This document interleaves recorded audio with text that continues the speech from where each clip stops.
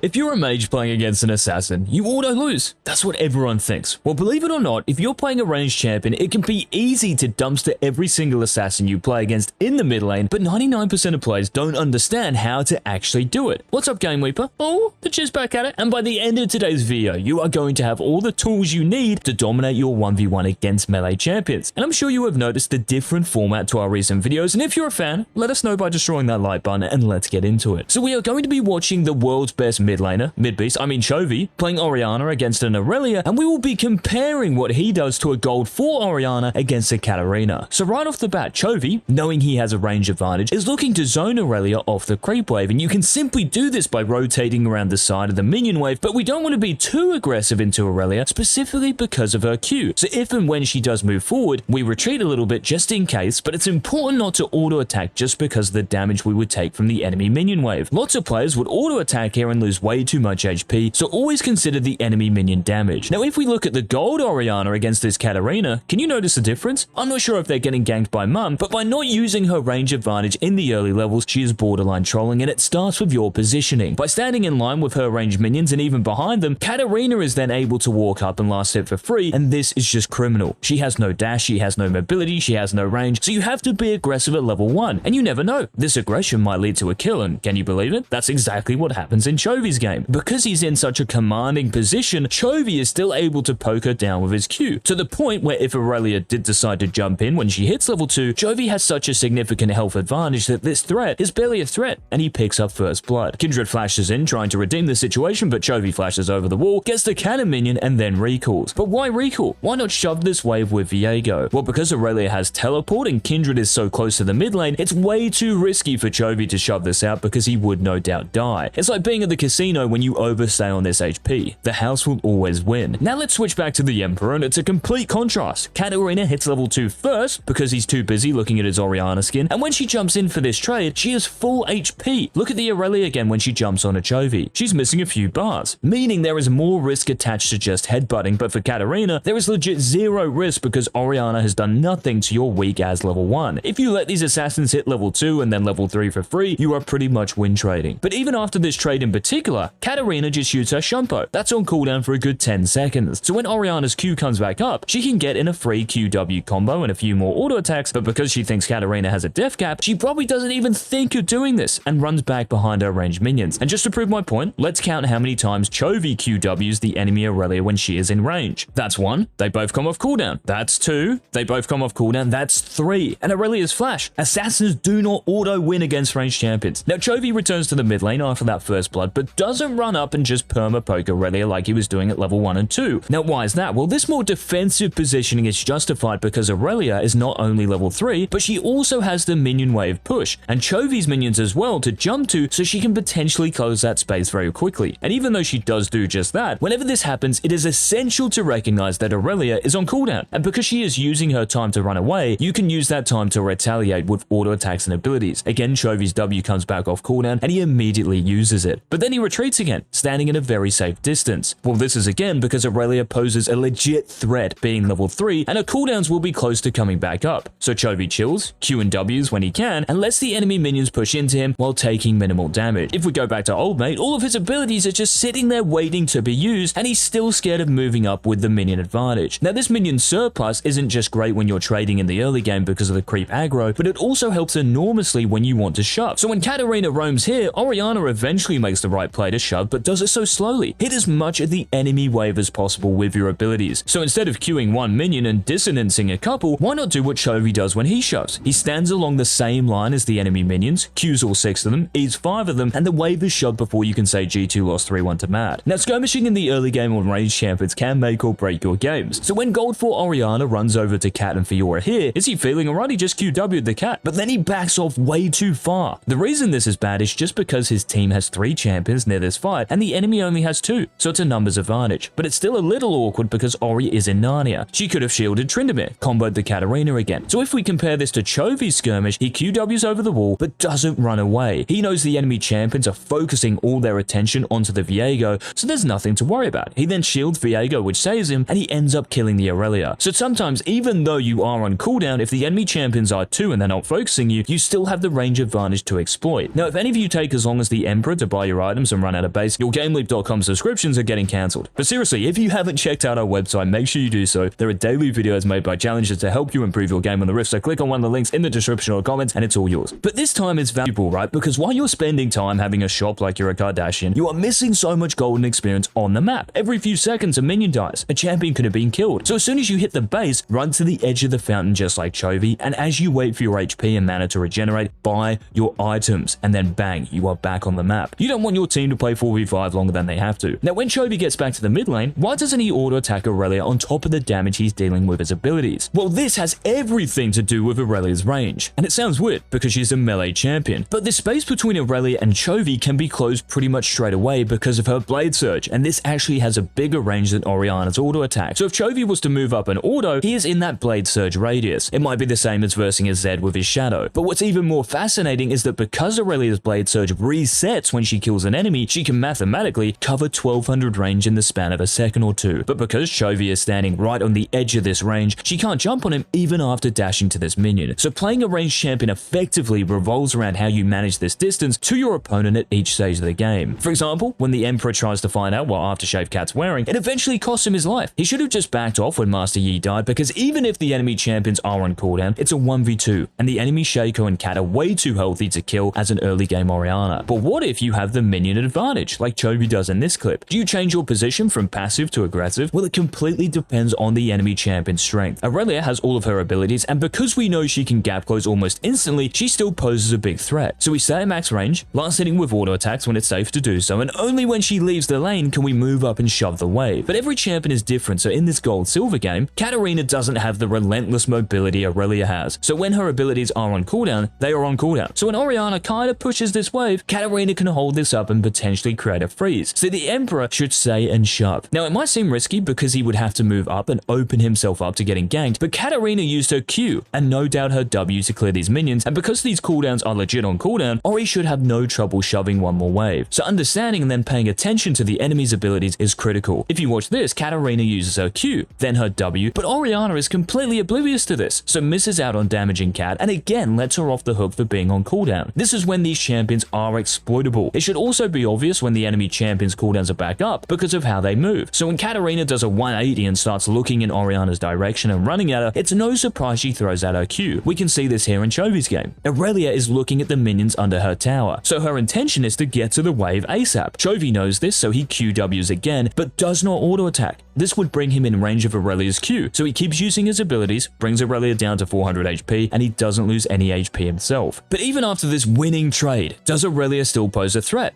Yes, she still has her ultimate and the rest of her cooldowns, so Chovy hovers at that max distance and does it so beautifully that even when Aurelia fishes for an all-in, it's straight up impossible. Now when Aurelia misses her E there, that's a legitimate cooldown, so now her threat goes down considerably, meaning we can farm safely, and when the next wave comes in, because Chovy has excellent wave clear, he can shove and recall. Now this is called matching, and it basically means matching your recalls with your opponents. So it's safe to assume Aurelia is recalling here, so when she gets back to lane with new items and full HP, Chovy is as well. And when both are actually back in the mid lane, Chovy is still standing outside Aurelia's blade surge range and playing around his cooldowns. But there was something important we missed in a previous clip. Some of you would have spotted it, but Chovy uses his ultimate here just to poke the Aurelia. Why not save it for a 5-man ultimate at Dragon? Why not save it in case Aurelia jumps in? Well, the real question is, what is actually wrong with damaging the enemy champion with your ultimate? Even if it doesn't kill them, getting them lower in terms of HP makes it harder for them to lane, and you want to use as many ultimates as possible, right? Waiting for that perfect one means you're playing the game based on hope, and there is no hope on the Rift. So when we look at the gold game, Orianna could think about ulting in this situation after the Shaco has used his Q. This would guarantee a W and potentially another Q when it's off cooldown. When you have that range, it's generally better to be proactive rather than reactive. And when you are as fed and ahead as Chovy is in his game, your poke becomes even more brutal for the enemy melee champion. And notice how Chovy again uses his ultimate to deal more damage to Aurelia. This leads to another QW combo, and Aurelia has no choice but to accept defeat. Now, if you don't want to accept defeat, take these tips with you and subscribe to the channel down below so you don't miss any of our red hot informative daily uploads. And until tomorrow's video, this has been the Jizz.